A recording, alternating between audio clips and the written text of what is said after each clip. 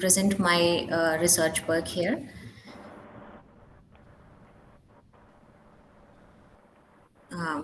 Just a second. I'm just sharing my.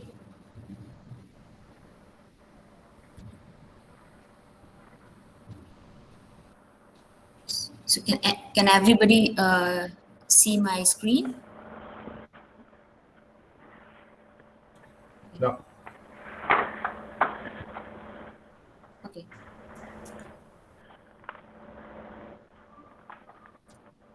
I hope now. Okay. Great. So thank you, Parash, once again for this opportunity. And hi, myself, Sakshi Singh. I'm a research scientist in NCT Germany. And I'm going to present here my PhD project as well as my current project, and I'm giving you some overview of this here. So I have completed my PhD last year from Department of Molecular Human Genetics on the topic of high throughput data analysis for hematopoietic genes in low birth weight newborns. So, well, what is low birth weight newborns? So the newborns who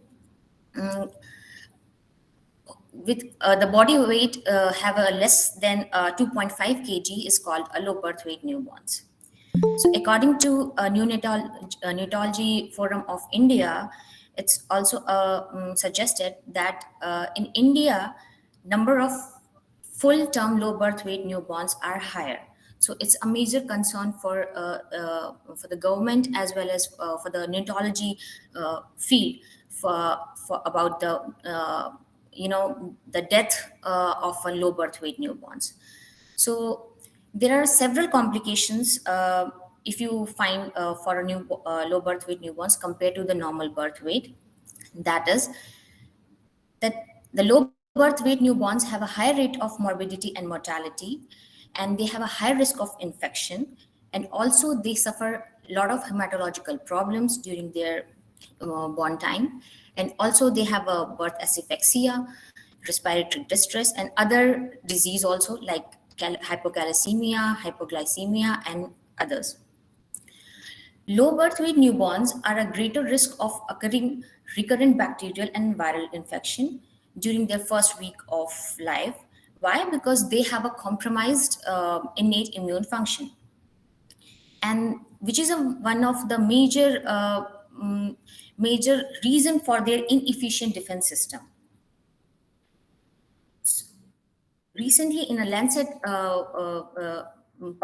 recently in a published Lancet paper is also published that India has made substantial progress in improving the child survival over the last decade, but then also it's not too appropriate, and it's a very concern for everyone to defend this neonatal mortality. Why? Because 80% of neonatals who die every year for low birth weight newborns. So it's a serious problem. And not only for the India or developing countries, but also WHO suggested recently that 1 in 7 babies worldwide born with a low birth weight newborns, and in high income countries like in UK, Finland, France, Germany, US, Australia, and New Zealand also. But nowadays, people are also working on the treatment aspects, that they are using hematopoietic stem cell transplantation for children who are less than 365 days, but not newborns. So all these studies have encouraged our group to work on this area, and to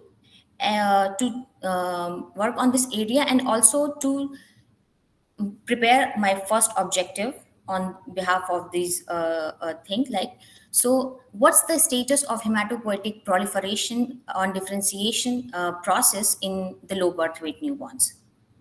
So for this, I have used this methodology for my objective first, that I have collected the umbilical cord, and then I have separated in a mononuclear cells, and then I have used some beads which are based with some markers, and then I have used the enrichment kit, which is in enrichment kit there is a beads also, and then I isolate that CD34 cells, and then I harvest it in methocult media, and then I culture it for 0 to 16 days to check the hematopoietic colonies. So after 3 repetitions of my experiments, I find out that in a low birth weight newborns, the growth of the hematopoietic stem cell are very tiny and not its optimum growth compared to the normal birth weight. And here you can see in the graph also, the number of colonies of a low birth weight newborn is much more lesser than the normal birth weight newborns. So with these experiment, we conclude that the hematopoietic efficiency are defected in a case of a low birth weight newborns. So what's the reason behind this? What's the genetic program behind that which restrict the hematopoietic process in low birth weight newborns, or which genes are responsible for low birth for this reason? So for that, I have we planned my other objective, which is a screening of hematopoietic associated genes in low birth weight newborns using systems genomic approach. And the, uh, I have used this methodology. Actually, in our lab, already there is a one microarray data set, which is based on low birth weight and normal birth weight data set, but it is not purified by hematopoietic stem cells. So that's why we have taken that microarray data set, as well as we have also selected those data set which is mainly based on hematopoietic stem cells, and also origin is an umbilical cord. So we take these 3 data sets, and we process the data set and by using bioconductor packages, and then I have find out the differential express genes. So you can see in this heat map that after comparing the data sets, this heat map suggests that 108 is dysregulated genes, in which 79s are upregulated genes and 29s are downregulated genes. And these are the list of the dysregulated genes. And I also performed the functional characterization of these dysregulated genes, in which we found that that the upregulated or the downregulated genes were involved in a major of cell differentiation, secretions, and other aspects. And also these dysregulated genes are also involved in a very important pathways. So like hematopoietic cell lineages, jet state signaling pathways, and Rho GTPase activate WASP and BIVS pathways. So after that, I have taken a 2 important gene which encoded a protein. Like why I have taken the interleukins, because interleukins is like also a very playing a very important role in for a cell proliferation and differentiation. So that's why I have taken these 2 genes, which are also downregulated in a low birth weight newborns. So you can find out a lot of papers related to the interleukin 9 and interleukin 12, but I have found out that the structural studies of the interleukin 9 and or interleukin 12 was not done. So I thought I should move on for the structural studies. So I have done the structural studies of interleukin 9R as well as the interleukin 12R. So, and what I found out that these receptors have a very important domain where the ligands are interacted, and also showing that those domains are also a very important part for the hematopoietic activations. Like hematopoietic motif is mainly a part where the ligands interact with each other in this receptor. So this, And how I have done this, I first of all I have modeled the structures, both ligands and receptor, and then I have performed the docking, protein-protein docking, and then I have done the MD simulation, and I found that the structure of the complex are stable. Then after, because we have already curated the data sets of hematopoietic stem cells, so we plan to develop some database. So for that, we have collected 10 more data sets, which is also means like the platform was similar like us, and also the origin resource like umbilical cord is also the same, is the same.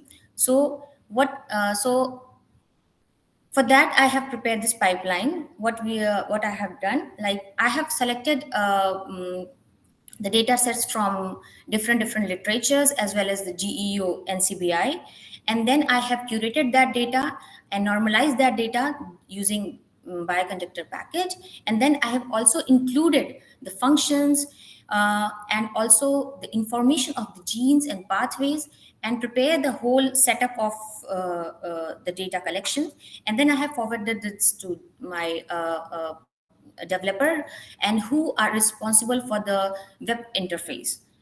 So this is the web interface, which is also currently working. He's working on this, and so where you can find out the pathways, functions, gene ontology, the data sets which we have already created, and also the OMM literature and eugenes. So overall, the key finding of my PhD project is from my experimental data, I observed that lesser number of hematopoietic colonies indicates defects in hematopoiesis efficiency in low birth weight newborns when we compare to the normal birth weight. Sorry, NBW, there's a misspell. And after the comparative microarray data analysis, we revealed that the 108 hematopoietic genes were dysregulated and one third genes were downregulated out of 108, and 79 are upregulated. And these genes could serve as a potential target to alleviate the repressed hematopoiesis in the low birth weight newborns, which can improve, the immune efficiency. And also why I've taken this IL-9R and 12R, I have already briefed that it's very important for the hematopoietic signalings, these complex. And what we have found out during the structural studies, that it contains important domains which also are showing a very promising target for the ligand and receptor interaction, as well as for the hematopoietic aspects. And the last one is a developing an open access hematopoietic genes related database that provides the relevant information based on hematopoietic cells and their lineages. I'm switching for my my current project. Currently, I'm working with the three projects. One is a preclinical model unit, and the second one is a molecularly aided stratification for tumor eradication, and third one is a Helmholtz Zentrum Dresden Rosenstoff. So I'm going to these all three are related to somehow is related to the patients, but I'm going to present here only the first of the project is preclinical model unit. Basically, here what is the overview of I'm going to over what we are doing right now. So in a preclinical model unit, we generate 3D tumor models from different tumor entities for their translation research. So our wet lab biologists or doctors, they are doing that they are cultivating the organoids, and then they are separate the DNA and RNA samples, and then they send to us, and then we are doing the NGS sequencing, and then I'm doing the data analysis and interpretations of that data. So these are few results, like you can see the heat map, also the variant coverage and allele frequency to filter to filter the huge number of variants. And also I have prepared onco plots. I'm also using this one also. And also I'm means like this is also a graph of a VCF file of different samples.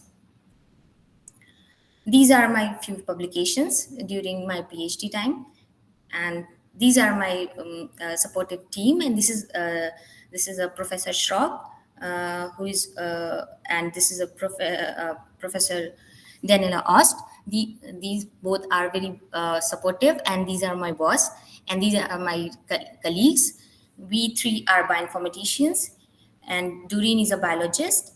Alex and Lisa is a technician, and Sandra and Arne is a doctor.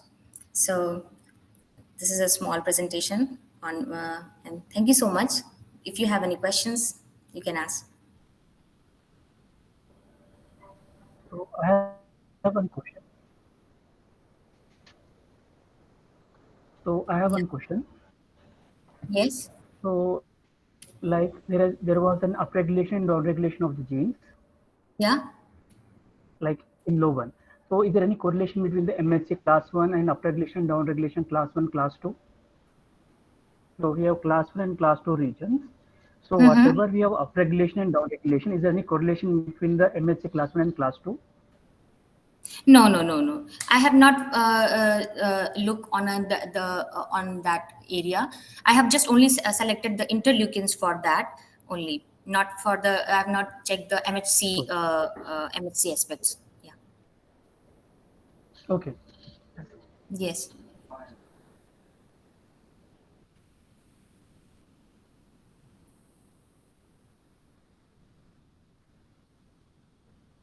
Any other questions?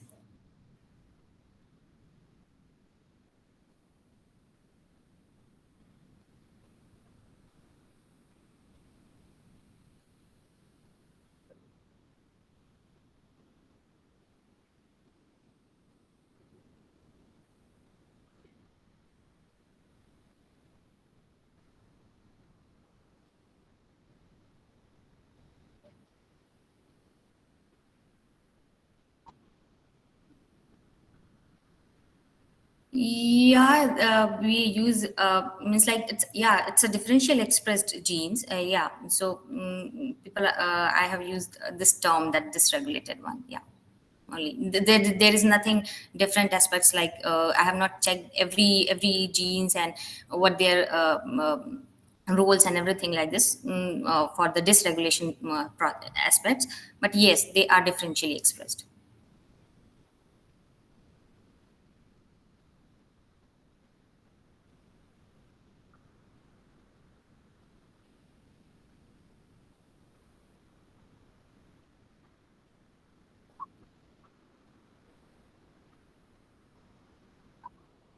Mm-hmm.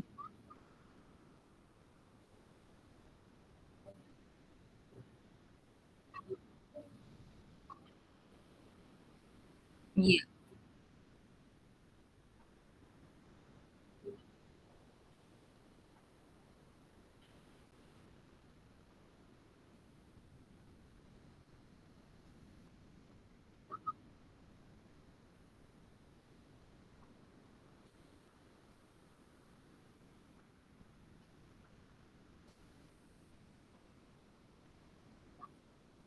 yeah, right.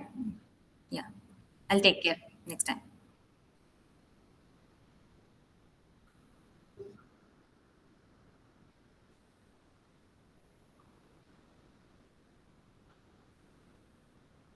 Yeah, sure.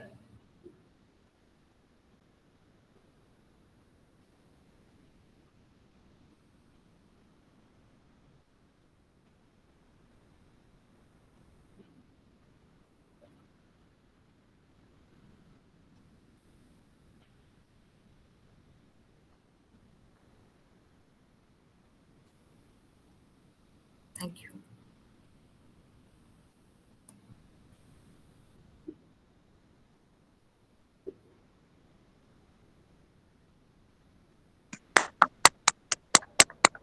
Thank you, everyone. Thank you, Parash. Thank you, everyone.